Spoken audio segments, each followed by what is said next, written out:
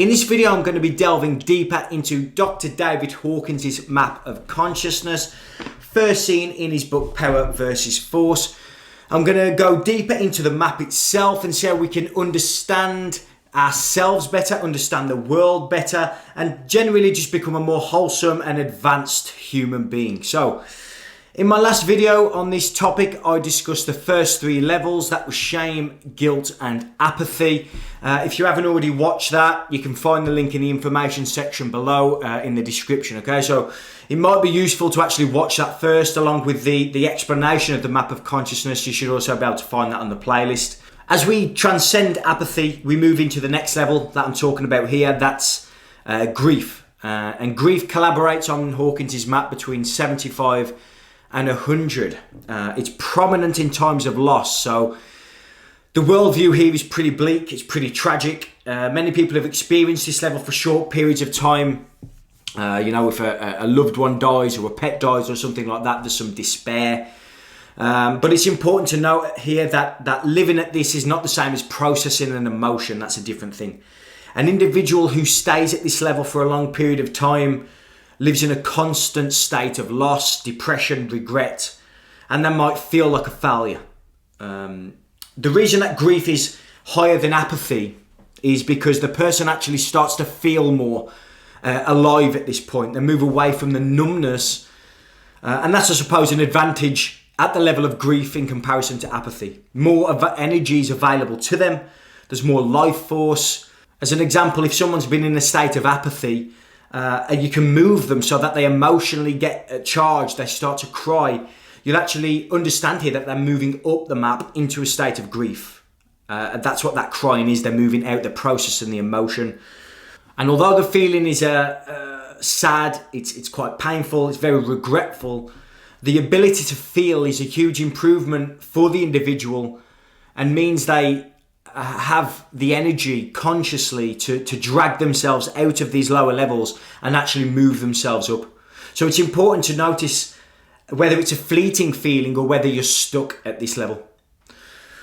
So how do we transcend this level of consciousness? Well, Hawkins suggested that we need to understand in order to process the grief. So let me cover a few. The first is knowing that everything in the human condition, is temporary, right? Transitional and evolutionary. Everything is moving, nothing's still. Everything is in flow, no matter how it feels at the time.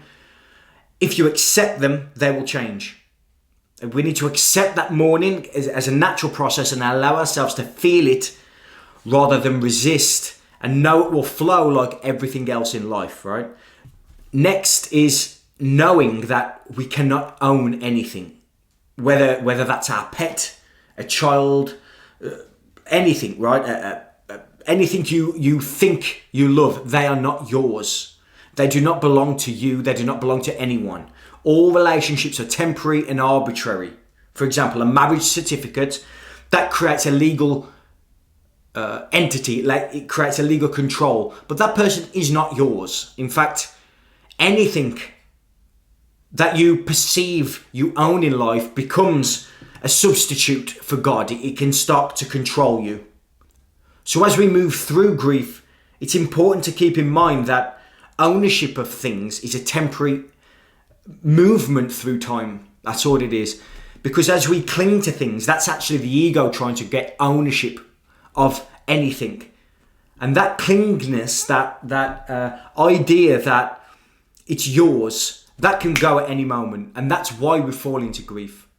So as devastating as it is for a family member to die, that is the ego, that is the sense of self that has attached itself to that person and claimed ownership of my father, my mother, my sister, my pet, whatever it is. You'll go into a state of apathy. You can move into grief as we process that emotion, and then we move through and realise they were never owned, they were never ours in the first place. It was merely a transitional process. So that is grief. It's predominantly the processing of information as we move through apathy. So now we move on to fear, and fear sits at a calibration level between 100 and 125. quite a lot of energy here in comparison to what we spoke about before. It's very orientated towards anxiety and paranoia. Now, the individual may view the world as hazardous, as unsafe, believing that the world is working against them.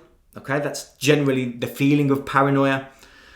Common situations of fear at play would be the fear of rejection, that's ownership again, fear of failure, fear of loss, fear of uncertainty, fear of aging, fear of death, so on, right? A person who is in an abusive relationship will usually reside at this level. They can't leave, but also they're in a deep state of fear. More worldly examples, if you like, they include racism, certain philosophies such as philosophical nihilism, the attitude of the end justifies the means. We see a lot of that in far left-wing politics. The addiction to criticising things. You know, we all fall into this trap at times, but people who operate at this level are always there. It doesn't matter what you produce, what creation you come up with, whether it's, Elon Musk, take Elon Musk for example, he's trying to do some things in the world today, regardless of opinion, you'll always have somebody criticising things. And those people, regardless of what it is, it could be the most majestic thing in the world, they will always have something to pick on. They're generally operating at this level. So how do we transcend fear? We need to allow the fear to arise. That's the first thing. Don't resist the fear and completely surrender to what's coming up. You can usually point to it in the body if you're in tune. When we do this, we allow the feeling to pass without trying to change it, understand it, push it away. Don't try and make sense of what's coming up, because you'll just catch yourself in a loop and the loop will continue. Mental compulsions. If you completely just allow them to be, if you don't try and judge them, if you don't try and change them in any way, that fear can then process. You know, you might feel it in your liver, your kidneys, you might feel it in anywhere, any major organ of the body. These things can start processing, right? Because physical illness and emotional illness are intrinsically linked, and this is where science and a lot of biology goes missing, okay? So Hawkins describes using the and then what process. I don't know if there's a technical name, but essentially you surrender to the consequences of each fear. So let me give you an example. You might be afraid to lose your job. So you'll then ask, and then what? And then they might say, well, I haven't got any money. You say, and then what? And then what? Everything that comes up, and then what? And then you'll get to the underlying fear, right? Ultimately, the bottom fear is death, or further again, not existing. That's essentially all it is. Now, he says that accepting death and surrendering our death to God allows the core of the fear to drop away. By doing so, you're able to transcend that fear and move on to the next stage, which is desire. So the last level for this video I'm going to talk about is desire, that collaborates between 125 and 150 on Hawkins' map. Now, at this level of desire, there's a lot more energy than there has been previously. Usually you're going after something, right? So there's a lot more than apathy and grief and fear, right? There's almost a hyperactivity. It might feel positive, to the average person at first glance. They are likely to pursue big ambitions and goals, fine. But desire leads to a lot of addiction and a lot of attachment. Attachment to things such as sex, money, power, status, and that hunger can never be fulfilled. We've probably all been there at some point, that there's nothing you can do to satisfy the ego's urge for more. It's always there. It seems to be a natural, animalistic urge to continue getting something out there, right? Something that can never quite scratch that itch. Now, the reason we end up in desire is down to the biological necessity of getting something. It's derived from the ego. We need to get something in order to survive. But that survival moves to materialism and the pleasure that goes along with it. It sort of juices the ego, right? Worldly examples of this desire, we could do the philosophy of Karl Marx, which is materialism, passivity, L. Ron Hubbard, who is the founder of Scientology, he also collaborated here. The life view of an individual in desire can be disappointing when they can't obtain what they desire, right? Because you can never satisfy it. So there's quite a normal level of disappointment, unsatisfaction. It can lead to frustration. Desire is an important level of consciousness to transcend, right? Because you don't really want to get stuck here.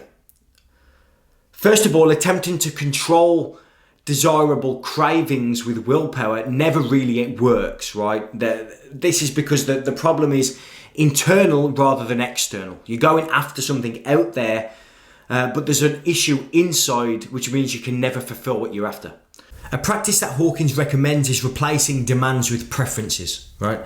Know that you do not need a particular thing, but you just prefer to have it. So it's completely irrelevant if you do or you don't. It'd just be a nice thing to have, right? We can also expand on the and then what process, as I mentioned earlier, used in fear, but by looking at what will happen if we decide to give up the chase for something. For example, if I give up alcohol, then I will be unhappy. Won't be able to socialise with my friends, won't be able to have an escape mechanism. I won't have fun when I go out. That's general beliefs, right? So soon the person will realise that even if all these things are true, which they're not, but if they were, they're not intolerable. You can still live with that. And as the person evolves, they'll realise that the satisfaction does not come from the want or need, but from the joy, from the inner freedom that is given when that gets surrendered, right? And it's also important to know that the lack of is just a perception of something.